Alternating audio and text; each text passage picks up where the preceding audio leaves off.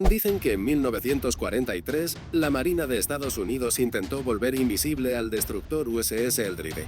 El supuesto experimento, conocido como el Experimento de Filadelfia, habría usado campos electromagnéticos tan intensos que el barco desapareció frente a cientos de testigos. Algunos afirmaron que reapareció kilómetros lejos y que la tripulación sufrió terribles consecuencias físicas y mentales. Aunque nunca se probó oficialmente, esta historia aún intriga a científicos y conspiracionistas.